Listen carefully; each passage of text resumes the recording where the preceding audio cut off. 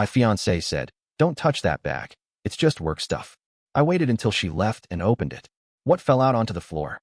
When you're engaged to someone, you like to believe you know their every side. Their quirks, their secrets, their fears, the things they hide even from the rest of the world. At least that's what I thought when I proposed to Serena. I believed she was exactly who she claimed to be, a hard-working woman building her career, someone with nothing but love and loyalty for me. But I was wrong. It all started with the bag. Serena carried this dark leather bag everywhere. It wasn't even stylish, just bulky and plain, like something you'd pick up at a secondhand store. But she treated it like it was made of gold. If she left the room, the bag went with her. If she showered, the bag was locked inside the bathroom. When I once jokingly offered to carry it for her, she snapped, not in a playful way but sharp enough that it made the air tense. "Don't touch that bag. It's just work stuff," she said. I remember laughing it off, but the word stayed with me. Just work stuff. That became her stock answer. If I glanced at the bag, she said it. If I asked why it had to go everywhere, she repeated it. At first, I convinced myself she was probably just carrying documents, maybe sensitive files from her job. She worked in administration at a logistics company, and sometimes they handled contracts. That explanation was enough, until little cracks began to show. One Friday night, she claimed she had to stay late to organize shipment records. She left the bag at home by accident. I didn't even notice at first, but when I did, my curiosity burned through me. I didn't open it then. I told myself snooping wasn't the answer. I sat on the couch, staring at it across the room like it was a ticking bomb. When she came back later that night, she was too quick to notice. The first thing she did wasn't to greet me, it was to check on the bag. She didn't even hide it. She walked straight to where it sat by the coffee table, picked it up, and held it like she was making sure it was still alive. I asked, "Rough night?" She mumbled something vague, avoided eye contact, and went to bed early. That night, I barely slept. Over the next week, my focus shifted entirely to the bag. I watched how she guarded it like her life depended on it. She'd sling it over her shoulder just to take out the trash. If we went to dinner, the bag sat next to her, never hung on a chair, never out of sight. She never let waiters touch it when they offered to move it aside. The final straw came on a Sunday morning. Serena said she was heading to a team breakfast before work. It didn't make sense. Who schedules team breakfasts on a Sunday? She rushed through getting ready, almost jittery, and left the bag on the table. She had her phone in her hand, her coat half-buttoned, and in her hurry, she forgot it. I stood in the kitchen alone, staring at it. My chest tightened with guilt and adrenaline. This was it. I had no excuse to keep looking away.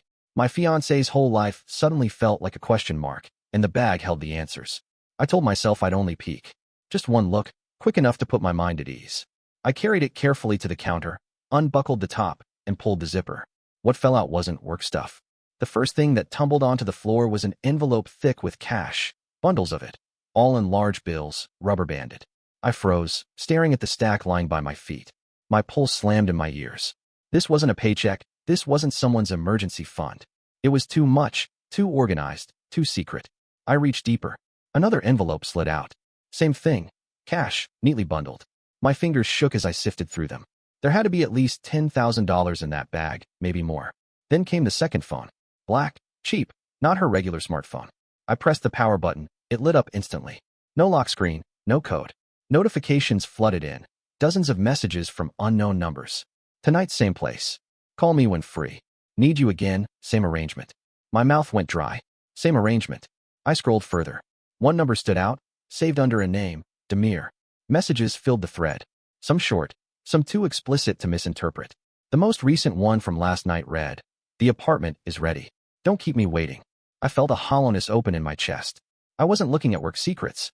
I was looking at a double life. Then, at the bottom of the bag, I found the worst part. Receipts. Hotel bills under her name, but signed with another last name. At least 5 different receipts from the past 2 months, all at the same upscale hotel in the city. Then a folded document, an apartment rental agreement. The lease listed Serena as the tenant, but the emergency contact wasn't me. It was Demir. My breath caught. She had a whole other home. A secret apartment, rented while she was engaged to me. I stacked the evidence on the counter, my hands trembling. For a second, I considered putting everything back, pretending I never looked. Maybe it would all disappear if I pretended ignorance. But another part of me knew too much now. There was no way to walk back from this. I pulled out my phone and took pictures of everything. Every envelope of cash. Every receipt. Every message on that second phone. My stomach churned as I did it, but I knew I needed proof. If I confronted her without it, she'd twist it somehow. She always had a way of talking fast, shifting blame, making things sound different than they were. Not this time. I zipped the bag shut, placed everything exactly how it was, and sat back down at the table. My heart hammered as if I'd committed a crime. I kept glancing at the clock, waiting for the sound of the door opening, waiting for her to storm in and notice something out of place. Minutes stretched like hours. When Serena finally came back, she was all smiles, carrying a pastry bag. She kissed me on the cheek, set coffee on the counter, and then, just like always, her eyes darted to the bag. She picked it up casually, but not too casually. Checked the zipper. Adjusted the strap. "Everything okay?" she asked, sipping her coffee like nothing was wrong. I forced a nod. My throat felt raw. She had no idea I knew. That was the moment I understood I wasn't living with the woman I thought I knew. I was living with a stranger who was building her life on lies, stacking them carefully inside a leather bag she thought I'd never open. And now I had the key to all of it. Once you see the truth, you can't unsee it. That bag changed everything. From the moment I zipped it shut and placed it back where she left it, I wasn't her fiancé anymore. I was an intruder living in her house, watching her every move with suspicion. The strangest part was how normal she acted. Serena still kissed me on the cheek when she left for work, still laughed at shows we watched, still talked about wedding invitations. But every gesture felt staged now, like a script she had rehearsed. I couldn't look at her the same way. My eyes always drifted to that bag. I kept thinking of the envelopes of cash, the second phone, the apartment lease signed with another man's name. I didn't say a word. Instead, I started observing. Quietly, carefully, like a man playing a role he didn't believe in anymore. The first thing I noticed was her overtime. Serena had always claimed she worked late shifts at the logistics office, handling end-of-month paperwork. I decided to check. One Thursday, she told me she had to stay late again. I drove to her office and parked across the street. The lights were off. The parking lot empty. She wasn't there. I followed her car instead, keeping distance, headlights off. She didn't head downtown to the office. She drove across the city to a hotel I recognized instantly, the same one from the receipts. She parked, grabbed her bag, and disappeared inside. I sat in my car for nearly 2 hours, staring at the glowing windows, imagining what she was doing inside. When she finally came out, she wasn't alone. A tall man with sharp shoulders walked beside her. They moved casually, like they'd done this 100 times. He put his arm around her waist. She leaned into him. They didn't kiss, but they didn't need to. The way they walked said enough. I wanted to get out, confront them right there, scream in the middle of the parking lot. But something stopped me. Rage wasn't going to win. Proof would. The next day, when Serena left for work again, I decided to find that apartment. The lease papers had an address scribbled on them. It wasn't far from downtown, in a newer building with glass balconies. I waited outside, pretending to scroll my phone. The doorman barely glanced at me. Eventually, a man walked out of the lobby. Same man from the hotel. The one who had walked Serena to her car. Up close, he looked even more deliberate. Clean suit, expensive watch, sharp haircut. He carried himself with the kind of arrogance you couldn't miss. Demure. I felt like I was staring at the other half of Serena's life, the life I wasn't meant to know existed. He climbed into a sleek car, a brand that made mine look cheap. And in that moment, I understood. Serena wasn't juggling me and him because she was confused. She was building two separate realities. One safe and stable, with me. One flashy and indulgent, with him. That night, Serena came home cheerful. Too cheerful. She cooked dinner, asked about my day, talked about honeymoon destinations. I nodded and smiled, but my mind was still replaying her walking into that hotel. I couldn't sleep. I started digging deeper. Her laptop was password locked, but the second phone gave me more than I needed. Messages weren't just romantic, they were logistical.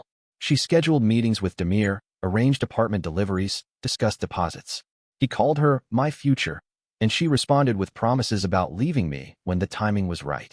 The words made my stomach turn. It wasn't just betrayal. It was calculation. The following weekend, we had dinner with Serena's family. Her parents adored me, or at least, I thought they did. They always said I was steady, the kind of man Serena needed.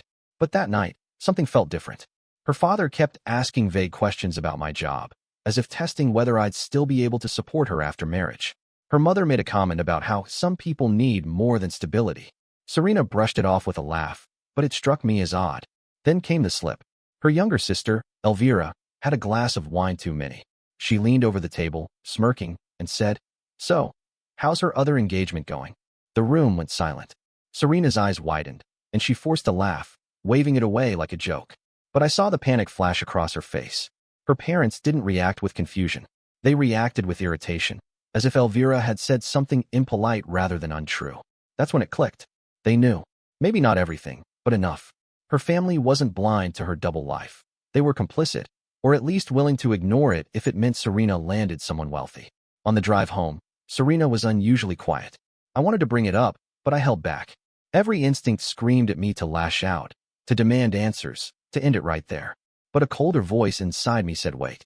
She didn't know how much I had seen. And as long as she didn't know, I still had the advantage. The very next day, I confirmed everything. Serena told me she was spending the evening with her coworker, helping prepare a presentation. I didn't even pretend to believe it anymore. I drove straight to the apartment building and waited. 2 hours later, her car pulled up. She got out, smoothed her dress, and walked inside like she belonged there. 15 minutes later, the balcony light flicked on. Through the glass, I saw her silhouette. And his. They moved together like a couple who had long since forgotten to hide. I clenched the steering wheel so tight my hands hurt. My fiancée was upstairs, living another life, while downstairs her stable man waited in the car, the ring she had begged me for still in his glove box. By the time she came home that night, she was glowing. She kissed me like nothing had happened. She asked if I'd eaten. She laughed at a joke on TV. And I just watched, memorizing every expression, every casual lie, every act of love that was nothing but theater. The final proof came in an envelope of her mail. Serena asked me to grab her bag while she showered. I slipped open a smaller compartment and found a folded invitation. Not for our wedding, but for a gala next month. The invite listed Demir's name and hers right next to it, as his guest. That was the moment everything locked into place. Serena wasn't just lying to me. She was planning her exit. She wanted the security of my savings, the stability of my reputation, while she positioned herself next to someone with more wealth, more status. She thought she could keep both lives spinning until she chose which one benefited her more. But she underestimated me. I didn't explode. I didn't scream. I didn't even confront her. Instead, I smiled, folded the invitation back into her bag, and kissed her goodnight. Because now I knew exactly what kind of person I was dealing with. And if she wanted to play games, I could play better. Living with Serena after I uncovered the truth felt like walking through a stage play. Every laugh, every touch, every conversation was rehearsed. But I wasn't her audience anymore. I was her director, waiting for the right cue to end the show. She thought she was in control, balancing two lives, one with me and one with Demir. She didn't know I had already decided exactly where and when those lives would collide. The opportunity came in the form of our engagement party. Serena wanted it big. She insisted we rent out a hall, invite friends, colleagues, and both families. She spent hours choosing decorations and table arrangements, parading ideas past me as if my opinion mattered. I nodded, agreed, let her believe she was steering the ship. Inside, I was already building something else. I had photos of the hotel receipts, screenshots from the second phone, a copy of the apartment lease, even the gala invitation with Demir's name next to hers. Enough proof to bury her in front of everyone who thought they knew her. The trick wasn't collecting the evidence. It was timing the reveal. One wrong move, and she'd spin it. Cry. Play the victim. Her family would back her. Demir might walk away unscathed.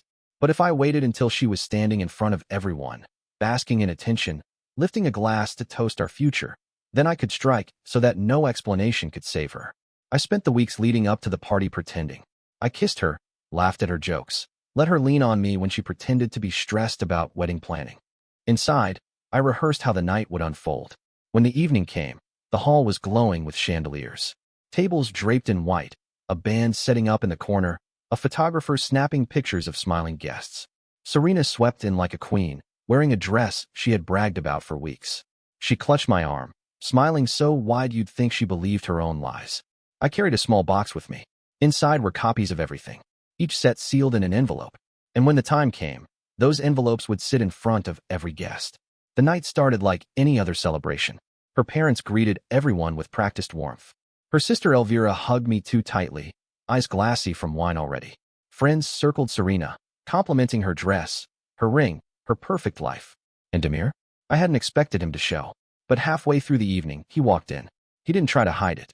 He arrived confidently, wearing a tailored suit, his eyes sweeping the room until they found Serena. She froze for a fraction of a second, then masked it with a smile. She excused herself from a conversation and hurried to him, whispering sharp words I couldn't hear. He gestured with annoyance, then followed her to a corner. It was almost poetic. The very man she thought she could juggle standing in the same room as the man she promised to marry. I felt my chest tighten with anticipation. The fuse was lit.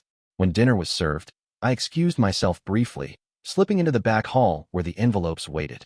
Each one had the same contents: photocopies of hotel bills, messages from the second phone, the lease, the gala invitation.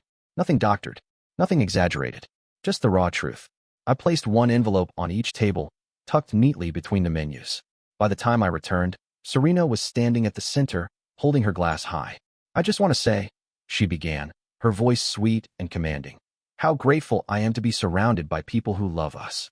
Tonight is not just about a future, but about family, loyalty, and the kind of love that endures." Her words cut off, because at that exact moment, the first guest opened an envelope. I watched their expression morph from confusion to shock. They whispered to the person beside them, who opened theirs. A ripple spread across the hall as envelopes unfolded. Papers passed from hand to hand. Murmurs grew louder. Faces turned toward Serena. One guest actually stood and demanded, "What is this?" Serena blinked, frozen, clutching her glass like it was her anchor. Then she looked at me. My expression gave her nothing. Demir, standing near the back, had already opened one. His jaw clenched, his eyes burning as he read the messages with his name splashed across them. He dropped the papers onto the floor. The hall went quiet, all attention snapping to him as he stormed forward. "You didn't tell me you were engaged," he spat, loud enough for everyone to hear. Gasps erupted. Serena's mask slipped. She stammered, her eyes darting between him and me. Her hand trembled, spilling champagne onto her dress. "It's not. This isn't." But there was no room left to twist. Proof sat in every hand. Proof she couldn't laugh away or cry through. Her parents looked mortified. Her mother covered her mouth. Her father's face drained of color. Elvira smirked behind her wine glass, as if she had been waiting for this moment. Demir turned to me. "Did you know?" I didn't answer. I didn't need to. The silence told him enough. The photographer, sensing chaos, kept snapping pictures. Flashes lit the scene as Serena's perfect facade crumbled under the weight of her lies. She tried to lunge toward me, pleading, but Demir blocked her. "You played me," he hissed. "You played us both." His voice cracked with rage. "Do you know what this makes me look like?" Guests began standing, chairs scraping against the floor, some leaving, others staying to watch the spectacle. It was like a fire had broken out, but no one wanted to leave without seeing who burned. Serena's father finally barked. "Is this true?" His voice shook, more with humiliation than concern. Serena burst into tears, collapsing to her knees, begging. "It's not what it looks like, I swear. Please, listen to me. He twisted this. He's trying to ruin me." But no one moved to comfort her, not even her mother. I stepped forward, calm, collected, and placed my glass down. "Everything you've read is real. I didn't change a word. I didn't invent anything. If you doubt it, check the hotels. Ask the landlord of the apartment. Call the numbers on the phone she hides in her bag. The truth doesn't need me to explain it." And then I walked out. Behind me, the noise swelled. Her sobs, Demir's shouting, her parents' anger, the gasps of guests. The perfect evening Serena had built for herself turned to ash in a matter of minutes. When I stepped into the cold night air, I felt lighter than I had in weeks. Not free, not yet, but close. When I stepped out of that hall and into the night, I thought I'd left the chaos behind me. But the fallout from Serena's double life didn't stay confined to that evening. It spread outward like ripples in dark water, touching everyone she'd pulled into her games. The next morning, my phone buzzed nonstop. Some messages came from mutual friends, others from Serena herself. Dozens of missed calls, texts full of desperate explanations, angry accusations, sudden shifts between begging me to talk and swearing she could fix this. I didn't answer. Every word felt like another script she was rehearsing, hoping someone would still buy the act. By noon, her family reached out. Her father left a curt voicemail. "We need to speak." Her mother sent a long, emotional message about misunderstandings and working through things privately. But I knew better. They weren't defending her out of love. They were scrambling to protect their image. A family that prided itself on respectability couldn't afford to have their daughter publicly exposed as a liar. I ignored them, too. What I didn't expect was Demir. He showed up at my apartment 2 days later, unannounced. I opened the door to find him standing there, suit rumpled, eyes bloodshot, fury radiating off him. For a second, I thought he might swing at me. But instead, he pushed past me, pacing like a caged animal. "You knew the whole time," he snapped. "You let me walk into that party blind."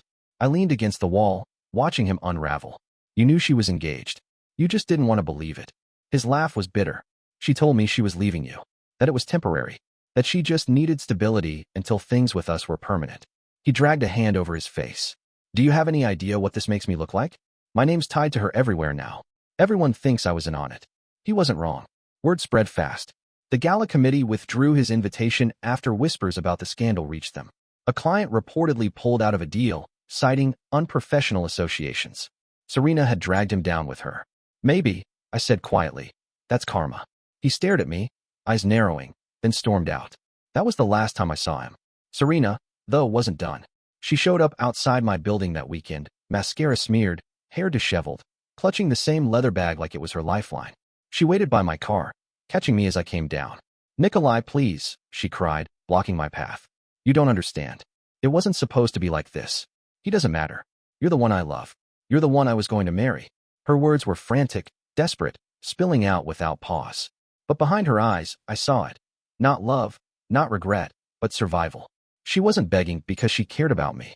She was begging because her safety net had snapped, and she needed someone to catch her before she hit the ground. I didn't answer. I walked past her, got into my car, and drove away as she pounded on the window. The collapse of her carefully curated life was quick. The wedding venue called within a week, demanding the remaining balance. Serena had insisted on signing the contract in both our names, but I had documented proof of her fraud. I sent the venue copies of the evidence, explaining she'd misled me. They turned their attention to her family for payment. Her parents, furious at the humiliation, refused to cover the costs. They cut her off financially, telling anyone who asked that they had no part in her behavior. Suddenly, the daughter they had flaunted as perfect became a liability they wanted to distance themselves from. Serena lost her apartment next. Demir had been footing part of the rent, but after the party, he vanished. Without his money, she couldn't keep up with the payments. The landlord posted an eviction notice within a month. Neighbors said she cried in the hallway as movers hauled her designer furniture away. Her job didn't survive either. Gossip traveled faster than she could outrun it. Co-workers whispered, clients looked at her differently, and soon her manager let her go. Officially, it was restructuring, but everyone knew the truth. No company wanted to deal with someone whose name had become synonymous with scandal. The last I heard, she moved back into her parents' house, though they barely acknowledged her. A woman who once strutted through hotel lobbies and galas now spent her days behind a checkout counter at a store on the edge of town. Her pride had shriveled, her mask shattered, her future reduced to the echoes of choices she couldn't take back. Meanwhile, my own life shifted, not instantly but steadily. At first, I carried the weight of what happened like a stone in my chest. Nights felt long, quiet, empty. I replayed every moment, wondering how I hadn't seen through her sooner. But then I remembered. She had been careful, calculated. She knew how to smile, how to laugh at the right moments, how to make lies sound like truths. Anyone could have fallen for it. My friends, the ones who had once joked about how perfect we looked, rallied around me. Some admitted they'd noticed her strange behavior, but hadn't wanted to interfere. Others said they were proud I had exposed her instead of becoming her next casualty. Slowly, I rebuilt my sense of self. The hardest part wasn't losing Serena. It was realizing I had loved someone who didn't exist. The woman I thought I was marrying wasn't real. She was a mask built to cover greed and ambition. Months later, I passed by a cafe near downtown. Through the window, I saw her. Serena, in a plain uniform, wiping tables, her once pristine hair tied back in a messy bun. She looked older, worn down, her movement slow. The bag was gone. No designer clothes, no glowing confidence. Just a shell of who she used to be. For a second, our eyes met. She froze, rag in hand, her lips parting as if she wanted to say something. But I didn't stop. I walked on, the glass between us like a wall I would never step through again. I don't know if she still tells herself stories, if she still dreams about the life she almost had. But I know one thing. The bag she told me not to touch turned out to be her undoing. It held the proof of every lie, the seeds of her own downfall. And when it spilled open, so did the life she thought she could keep hidden forever. And that's the story. If you're still here, that means you're one of us. So go ahead, hit that subscribe button. I drop new chaos every single day, and trust me, tomorrow's story, it's even worse than this one.